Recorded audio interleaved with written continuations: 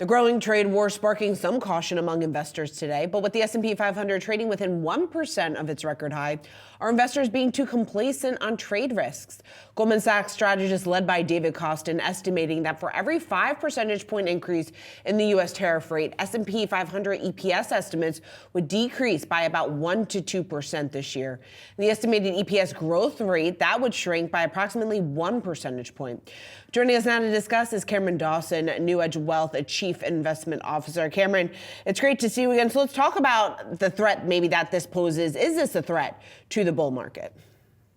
It certainly could be a threat if it starts to hit corporate earnings estimates. We think the most important thing that has driven this bull market over the last 2 years is that 12-month forward EPS estimates have continued to climb higher. And so if you start raising doubts that that is capable of continuing to happen, that's where you start to see the potential for a more sideways, choppy, volatile market, which is just to say, if 12-month forward earnings estimates level off, equity returns will also level off. And so we think what's really interesting is that even though fourth quarter earnings season has come in better than expected, you went into the quarter expecting just 12% growth. Now you're running at about 16% growth.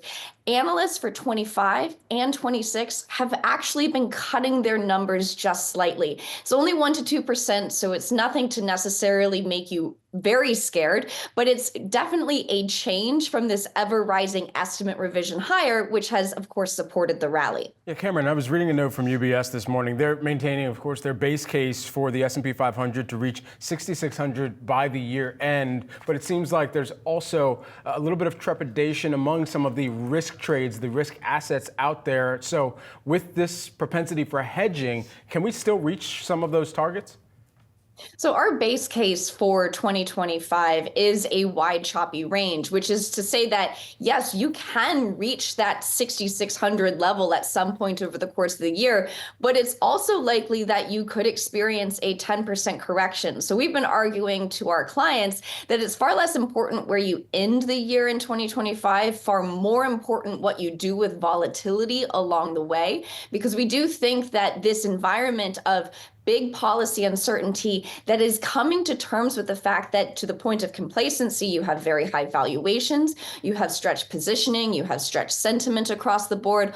All of that leaves very little wiggle room for downside surprise. So we think that, yes, we can get good returns over the course of the year, but be prepared as well for volatility, which is likely to strike because of these high expectations. And Cameron, when you take a look at the strong dollar, I guess how much further does that then complicate the picture here for multinationals?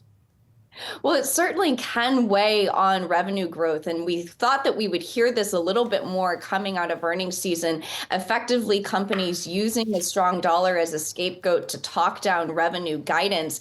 But that certainly is a wild card. If we look at the dollar, what we can see is in positioning that there is a very long dollar positioning trade that's been put on, which is just to say that everybody is already betting on a stronger dollar. And what we typically see is that when dollar positioning is as extended as it is today, you have seen normally local peaks in the dollar. So that's something certainly to watch. From a technical perspective, though, the dollar is trading above its 50-day moving average. It's holding that support really well. So nothing to say necessarily technically that there's expecting a weaker dollar in the very near term, but watch that positioning closely. Cameron, our viewers know very well by now that I love a good brunch, and it seems like all people want to talk about at brunch is DeepSeek and any type of impact that DeepSeek and these other tariff adjacent conversations where there are technologies that could be leveraged as negotiating pawns essentially get ratcheted into the market psyche.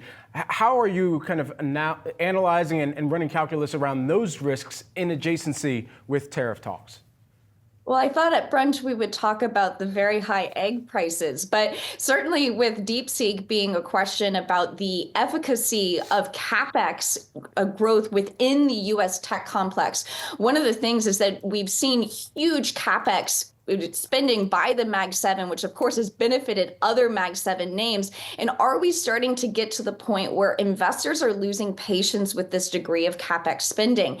And we do think that that is one of the reasons why we've seen some deterioration in Mag 7 relative performance over the course of the last month or so. It has lagged as we've gone into 2025. And we think it's because investors are starting to ask the question, what is the return on invested capital for all of this spending that they're doing, where you're seeing a lot more competition within AI, which is very much in contrast with these near monopoly businesses that is the core bread and butter of the Mag 7. So we do think that this raises the question of those ROICs and is likely why we're starting to see that Mag 7 lag.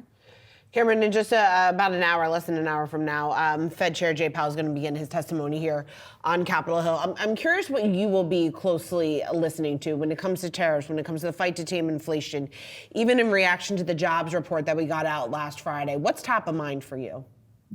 Well, we don't think Powell will say much. We think he's probably listening to country music with the song "You Say It Best When You Say Nothing at All." Effectively to say is he does not want to provide any political fodder for what the next decision from the Fed is going to be. He's probably not going to want to address whether or not he included tariffs in his estimates for the SEP. Of course, there's this big question of how much policy was reflected in the expectations for weaker growth and higher inflation when we got that December SEP. So he's going to try to kind of steer away from that at the same time as really deliver a message of patience. And we heard that from Fed members already this week and last week, which is just to say the job market is not giving them reason to need to cut aggressively in the near term. Inflation still remains above their target, all just suggesting that they have the room to remain on hold and not have to react too quickly to some kind of sharp weakening that's around the corner. Well, hopefully he's got some Chris Stapleton in that country music playlist that he's got going into this hearing. Cameron, thanks so much for taking the time here with us. Thank you.